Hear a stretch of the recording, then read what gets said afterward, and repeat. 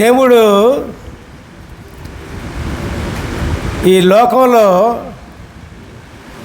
Israel దేశముని దేవుడు తీసుకున్నారు. వాళ్ళ అరణ్య ప్రయాణము, వాళ్ళ రక్షణ విధానము, దేవుని యొక్క శక్తి, దేవుని యొక్క అద్భుతాలు ఎట్లా ఉంటాయో అని ఇజ్రాయేలీయులుగా అరణ్యంలో నడిపించిన విధానాన్ని బట్టి మనకు అర్థమవుతుంది. దేవునికి స్తోత్రం చేయండి. ఆ అరణ్య ప్రయాణం గురించి మనం ఇప్పుడు చెప్పుకుందాం. దేవునికి మహిమ చేయండి. హల్లెలూయా, praise the Lord, praise the Lord. కొండల మీదుగా, గుట్టల మీదుగా వాళ్ళు భయంకరమైన అరణ్యం గుండగా నడిచిపోతూ ఉన్నారు. మరి ఆ విధంగా నడిచిపోయినప్పుడు ఆకలేస్తుంది, దాహం అవుతుంది. వారికి అన్నీ కూడా మనలాగానే మనుషులే కదండి, అన్నీ అవుతాయి. ఎట్లా దాహం తీర్చుకున్నారు బిడారా? దాహమైనప్పుడు అప్పుడు దేవుడు మోషేకి చెప్తాడు. ఇజ్రాయేలీలేమో దాహమైనప్పుడు మోషేను సనుక్కుంటూ ఉంటారు, దేవుణ్ణి సనుక్కుంటూ ఉంటారు దాహం కోసం.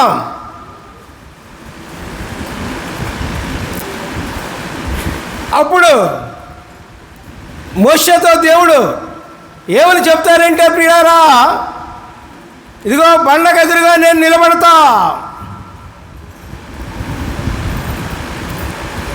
బండను కొట్టు అంటారు.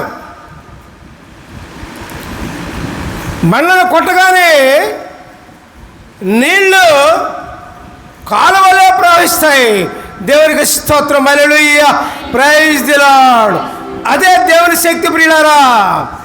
దేవుని మాటలో శక్తి ఉంది ప్రియులారా, దేవుని వాక్కులో శక్తి ఉంది ప్రియులారా, దేవుని స్వరములో శక్తి ఉంది ప్రియులారా. దేవునికి స్తోత్రం. మరి మనకు దాహమైతే మన దాహం ఏది? వాళ్ళకు మంచినీళ్ళు తాగితే దాహం తీరింది. మరి మన దాహం ఏంటి? మన దాహం ఈ లోకంలో జీవిస్తూ ఉండగా, శరీరధారి అయి జీవిస్తూ ఉన్నాం మనం. పాపం అనే దాహం నిరంతరం వేస్తూనే ఉంటుంది ప్రియారా. పాపం అనే దాహం పోవాలి అంటే పరిశుద్ధాత్మతో నింపబడాలి మనం. పాపం అనే దాహం సమస్య పోవాలి అంటే పరిశుద్ధాత్మతో మన దాహం తీర్చుకోవాలి ప్రియులారా. దేవునికి స్తోత్రం. అప్పుడు వాళ్ళకు దాహం నీళ్ళతో దాహం తీర్చుకుంటే, ఇప్పుడు మనం పరిశుద్ధాత్మని నీరుతో మనం దాహం తీర్చుకోవాలి ప్రియులారా. దేవునికి స్తోత్రం. అందుకనే పరిశుద్ధాత్మ కావాలి ప్రతి ఒక్క వ్యక్తికి కూడా ప్రియులారా. దేవునికి స్తోత్రం. అర్థమవుతుందా? ఏం కావాలి? పరిశుద్ధాత్మ, ఆత్మ కావాలండి. యేసుప్రభు వారు వెళ్ళిపోతూ మనల్ని అనాథులుగా విడిచిపెట్టడం ఇష్టం లేక దేవుడు అక్కడికి వెళ్ళి తండ్రి దగ్గర కూర్చుని పరలోక రాజ్యంలో మనకు ఆదరణకర్తగా పరిశుద్ధాత్మ దేవుడిని పంపించారు భూలోకానికి. అది అడిగిన వారికే వస్తుంది. పరిశుద్ధాత్మ అడగకపోతే రాదు ప్రియులారా. పరిశుద్ధాత్మ అడిగి మనం పొందుకోవాలి. నేను అడిగా పరిశుద్ధాత్మ దేవుణ్ణి, అయ్యా పరిశుద్ధాత్మలో దయచే ప్రభు అని అడిగినప్పుడు ప్రియులారా, దేవుడు ఆయన వచ్చి నాతో మాట్లాడి పరిశుద్ధాత్మతో నింపాడు ప్రియులారా. దేవునికి స్తోత్రం. పరిశుద్ధాత్మ లేకపోతే జీవితం లేదండి. క్రైస్తవ జీవితం లేదు, దేవుడు కోరిన జీవితం లేదు, దేవునితో సహవాసం లేదు ప్రియులారా. తర్వాత మాటకి కూడా పాపం కొండల్లో నడుస్తూ ఉండగా దాహం వేస్తూ ఉంది వీళ్ళకి. అప్పుడు ఏంటంటే ఒక కొలను కనపడుతుంది వీళ్ళకి. దానిలో నీళ్లు ఉన్నాయి. ఆ నీళ్లు తాగపోతే చేదు. ఆ నీళ్లు తాగపోతే చేదు. చేదు నీరు ఎట్లా తాగుతారండి? అప్పుడు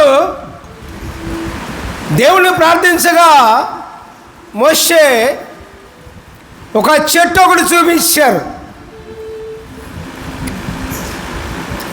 అప్పుడు చెట్టును తీసుకొచ్చి నీళ్ళలో పడేయగానే మంచి నీళ్ళగా మధురముగా ఆ నీళ్లు మారిపోయినాయి ప్రియారా. అప్పుడు వాళ్ళు దాహం తీర్చుకున్నారు ప్రియారా. దేవునికి స్తోత్రం. అట్లాగే మనం చేదు జీవితం అంటే మనం జీవించలేక, మన జీవితం కుంటుబడి, జీవితం ముందుకు వెళ్ళలేక, బాధలు, వ్యాధులు, కష్టాలు, నష్టాలు అవన్నీ ఉన్నప్పుడు ప్రియులారా యేసయ్య మాటలు గుర్తు చేసుకోవాలి ప్రియులారా. దేవునికి స్తోత్రం. యేసయ్య మాట ఎప్పుడైతే మనం గుర్తు చేసుకుంటామో, యేసయ్య మాట ప్రకారం, దేవుని వాక్యం ప్రకారం మనం ఎప్పుడైతే జీవిస్తామో ప్రియులారా, అప్పుడు మనకున్నటువంటి చేదు జీవితం వెళ్ళిపోతుంది ప్రియులారా. దేవునికి స్తోత్రం. హల్లెలూయా. Praise the Lord. అట్లా మన బాధలో దేవుని వాక్యం ప్రకారంగా మనం జీవించినట్లయితే ప్రియులారా మన చేదు జీవితం సమసిపోతుంది. దేవునికి స్తోత్రం. హల్లెలూయా. Praise the Lord. అట్లాగే మనకైతే ఇక్కడ ఆహారం కొనుక్కుంటాం, పొలాలు ఉంటాయి, ఒడ్లు పండుతాయి, మనం కొనుక్కుంటాం, తింటాం, వండుకుంటాం, అంతా అయిపోతే బాగానే ఉంది. అరణ్యంలో పొలాలు ఎక్కడ ఉన్నాయి? అరణ్యంలో పొలాలు లేవు. అక్కడ ఏమీ లేదు, ఒకటి అరణ్యమే.